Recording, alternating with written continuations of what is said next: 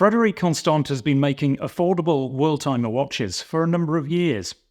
This is their latest. It's a limited edition in collaboration with Watch Angels. And I think it might just be the best yet.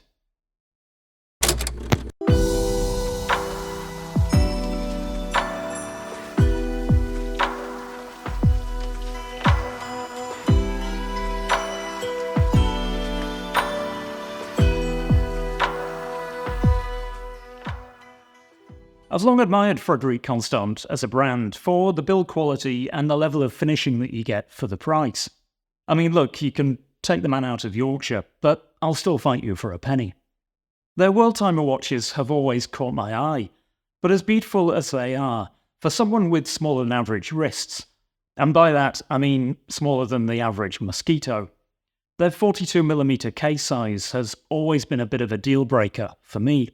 However, the watch gods, or should I say watch angels, must be smiling on me, because this new collaboration with Watch Angels has a smaller 40.5mm case, which on my wrist wears perfectly. Now, I hadn't heard of Watch Angels until they reached out to me recently, but effectively they're a watch collecting collective that brings unique collaboration pieces like this to market using a crowdfunding model. Now, they're actually headed up by the former CEO of Alpina, which just happens to be the sister brand to Frédérique Constant. And if this is anything to go by, this guy knows a thing or two about watch design. That smaller case is really nicely shaped, with beautifully curved lugs, and it has a mixture of brushed and polished surfaces. They've also replaced the traditional onion crown that you'll find on the regular FC Worldtimer with this more modern, flat-top design. Watch Angels have also taken a more minimalist approach to the dial too. This gorgeous deep blue dial has a cleaner layout compared to the regular production worldtimers. Gone is the embossed world map in the centre of the dial, replaced with simple crosshairs.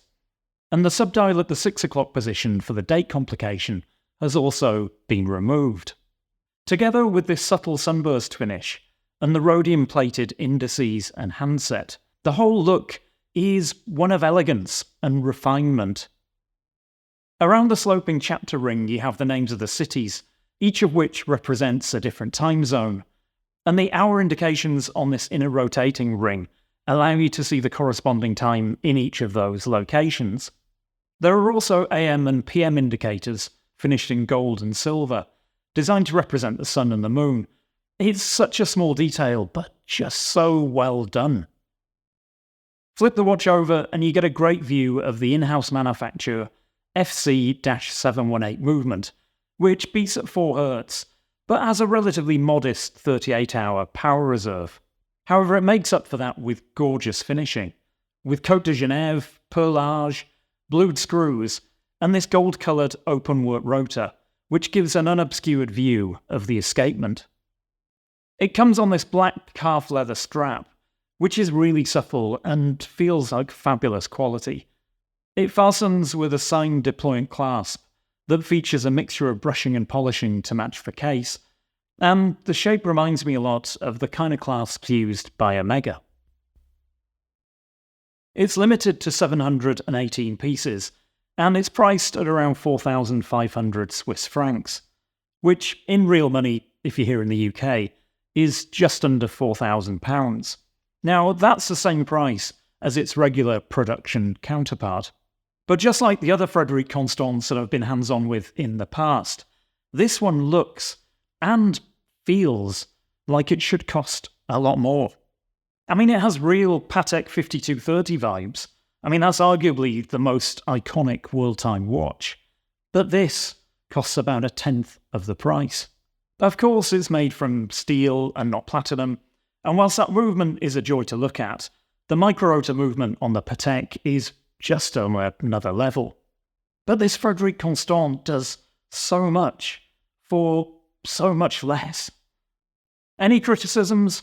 Well, if I'm going to be really picky, I should point out that whilst the case size has come down from the standard version, it has increased in thickness.